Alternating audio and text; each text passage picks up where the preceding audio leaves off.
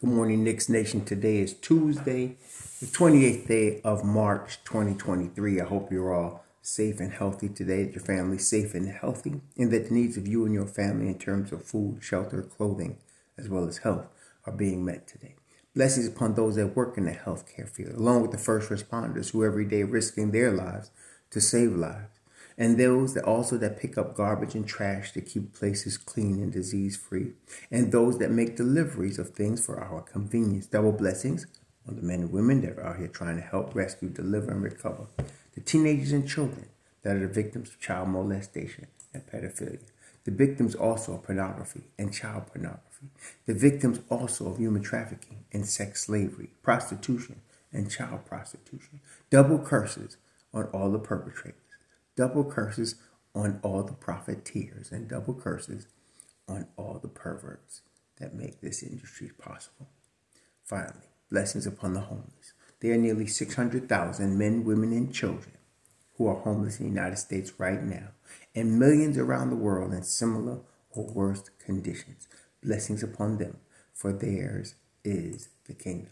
Last night, there was a basketball game at Madison Square Garden. The New York Knicks beat the Houston Rockets 137-115, and it wasn't actually that close. There was a lot of garbage time points for Houston. Most of the third and the fourth quarter, especially, the Knicks were up at least 20, sometimes as high as 30. They basically dominated the game. Houston came out with the youthful energy we expected them to come out with, playing in Madison Square Garden, being excited like some of them were for the first time playing in Madison Square Garden. Talented young players, but they're very young and inexperienced, and that showed last night. So it was a good game for the Knicks to get things back together, to get things right as they go into the stretch run here. The Knicks basically control their own destiny. Last night, I've been saying this for a while, if Manuel Quickley was the full-time point guard, the Knicks would still be in the same position. I know people, oh, you crazy? No, I don't care. They would still be in the same position that they are right now, because Manuel Quickley is a starter-level point guard. I'm not knocking Jalen Brunson, but Emmanuel Quickley can play basketball at a high level. Last night, he scored 40 points for the New York Knicks. He did everything. He scored 40 points. He had 9 assists. He only had 1 turnover. He was 14 of 18 from the field. 14 of 18. 5 of 7. 5 3-pointers. 7 of 9. That's where he kind of was a little bit off himself. 7 of 9 from the free throw line. The Knicks had 35 assists last night. I think that's got to be a season high if it's not close to it. They had 35 assists last night. They didn't rebound the ball as normally as they would. They had 39 rebounds, 40 for Houston. But as I said, the game was blown open at the end of the third, beginning of the fourth quarter. So it wasn't like they needed, big rebound. Mitchell Robinson played 20 minutes. He had 3 points, 5 rebounds, 3 blocks.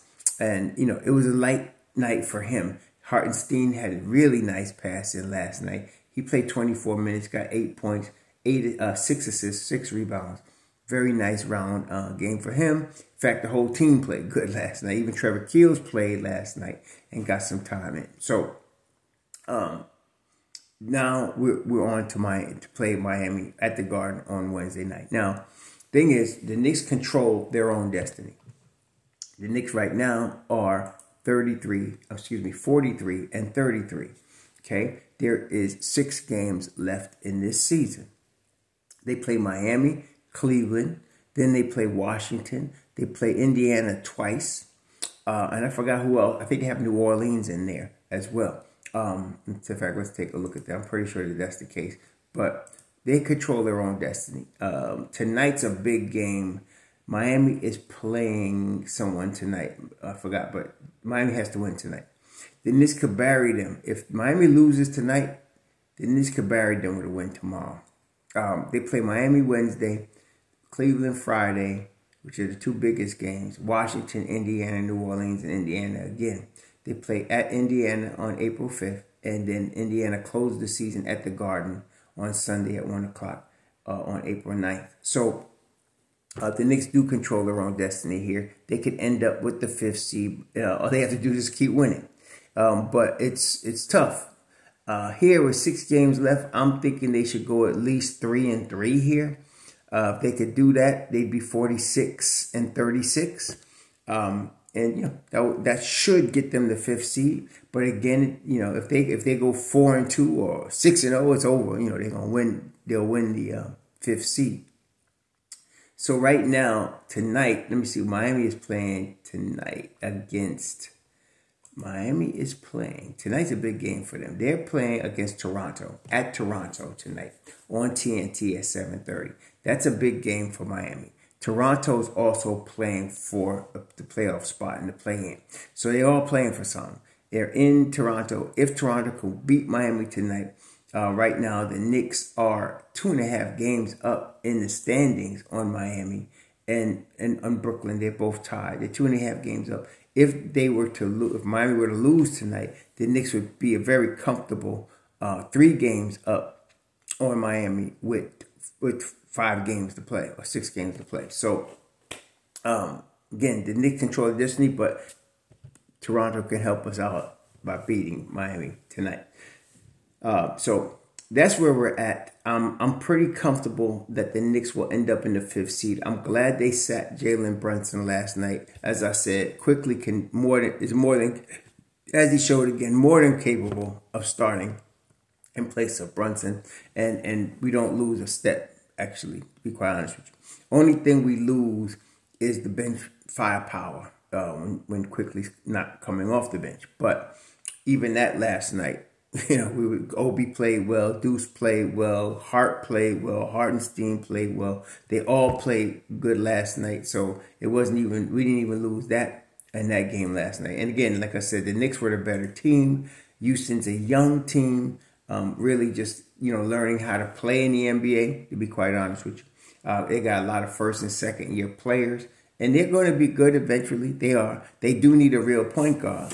As I said, Kevin Porter Jr. is tremendous talent, but he's not a natural point guard.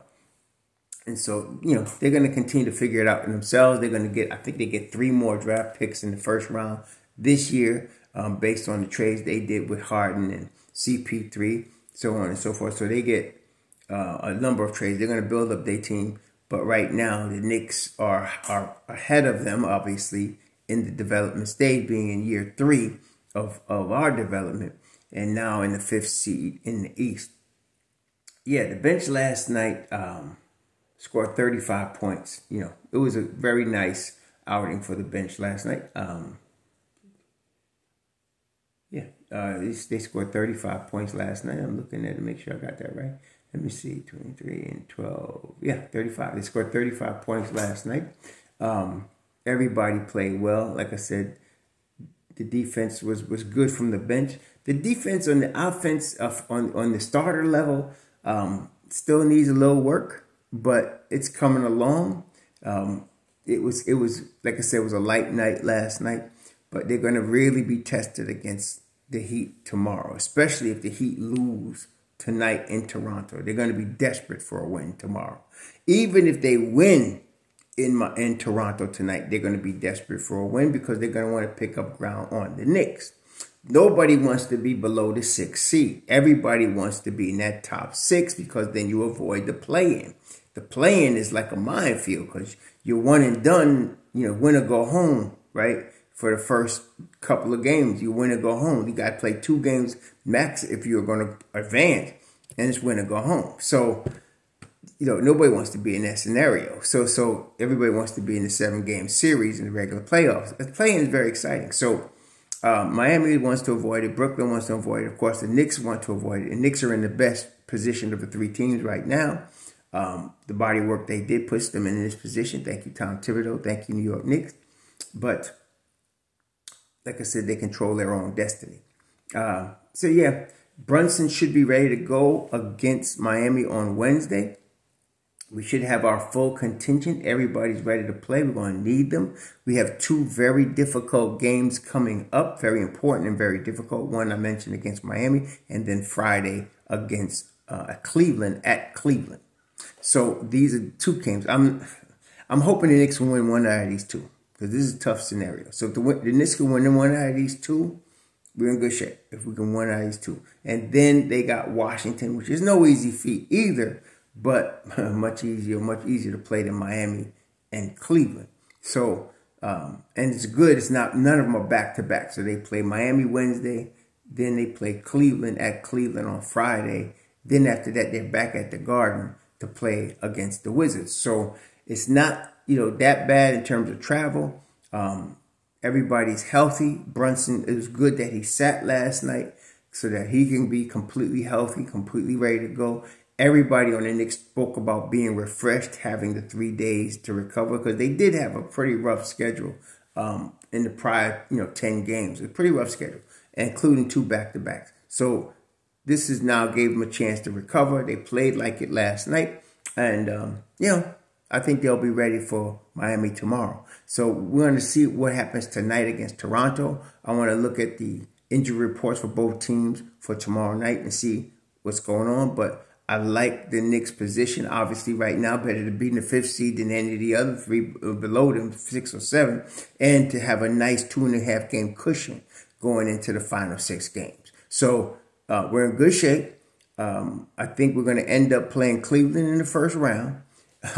And it's going to be the toss-up who wins that. I know Cleveland's going to be favored, but I like our chances. I've been saying that all along. I like our chances against Cleveland. I like the Knicks' chances against anybody. Milwaukee, like I said, presents the worst matchup for the Knicks, but I like our chances in the 7-game series against any of these guys. The Knicks could play with all of them. So, especially when they're healthy as they are now. So we'll see what happens. But listen, we're in good shape, y'all. We could, in the beginning of this season, and this is the thing that kills me. Beginning of this season, I say the majority of people I heard talking about the Knicks were talking under 500.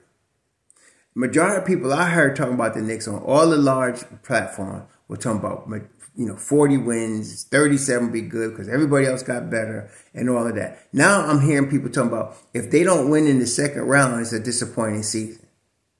That's stupid. Some people just sit, They're playing above what everybody expected. Now, myself, I expected 45 wins. I've been saying that before the season. And they're going to at least get 45 wins. I'm very confident in that. I'm looking for 47 if they could get that.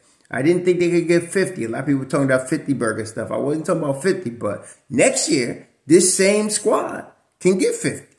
Okay? Because now the continuity, you're going to continuity again. So next year, coming back healthy, that's it. This same team could get 50. But this year, I was looking for 45. They're looking like they're going to perform ahead of that and be at 46 or 47. So I don't know what all these people are talking about. It'll be disappointing if they don't win the first round. They're playing Cleveland in the first round. Anything can happen. For them to finish this season at the 5th seed is tremendous. The season is already a success. It's already a success, no matter what happens going forward, especially if they win the 45 games. To me, if they do that and they finish in the 5th seed, they've had a tremendous season in year 3 of the rebuild. Like I said, bring the same team back. Maybe you make a tweak. Maybe a quickly wants to go start somewhere and you bring in another player, a high-level wing or a power forward type player that could play the wing and the power forward. And you see what happens there. I know people are talking about trading Randall every time he blows up. But like I said, it's not happening all the time. It's a $100 million investment the Knicks have in him. I don't think they're going to trade him as much as I had advocated for it earlier. Realistically, it ain't going to happen. But Quickly might leave because he's just got too much talent. Obi also too much talent to be playing 12 minutes a game, Obi. And then last night he played 20 in a blowout. And then you had Quickly, Quickly's playing 30, but he gets those minutes when Brunson is out. See, he's going to play 20-something minutes anyway, but he could start, for a lot of teams. The Knicks could throw a bag at him, but I don't think they can throw $100 million at him. That's the thing. I don't think they could throw $100 million at him like they did Brunson. He's worth it. He is. But I don't think they're going to do that because they're paying RJ $100 million. See, they're paying Randall $100 million. They're paying Brunson $100 million. So I don't know if they can pay. They weren't expecting, and they still got Grimes under contract for 2 more seasons on his rookie deal. So I don't think they're worried about adding another $100 million off the bench. I don't know. Whereas there are teams that look at Emmanuel Quickly as a starter and they'd be willing to cough up $100 million because he's worth $100 million. Okay, in today's market especially, he's worth $100 million. He dropped 40 last night. Okay, he's played well every time he starts. He's played well, and every time he gets the starters minutes, he turns out. Sometimes he doesn't shoot as well, but everybody has games like that. But overall, he will lead a team. He will bring a team to another level if he's a starter. So, especially if it's already a good team like a Miami, he would bring Miami to another level. So, I don't know what's going to happen, but I don't know if we're going to be able to keep him unless there's other trades. I don't know how they're going to do it. I really don't. I don't know how they're going to keep Emmanuel Quickly unless Quickly decides, okay, I'll take his 72 and I'll stay. Because that's about what they would offer, about 72. You know, he might get a 4-year, $72 million deal, $18 million a year. And that would be a tremendous salary. But he could start and get 4 years and $100 million. So anyway, we'll see what happens. But for right now, we got our squad. And again, my point was this same team next year will win in excess of 50 games. Just the continuity counting that. So we'll see what happens. But the Knicks are playing a tremendous ball. They're in a tremendous season right here. They're going to finish at least with 45 wins, like I've been saying. And they're going to be in the 5th seed and play Cleveland in the first round. But they control their own destiny right now to make that happen. I believe they will. Y'all enjoy your Tuesday. So.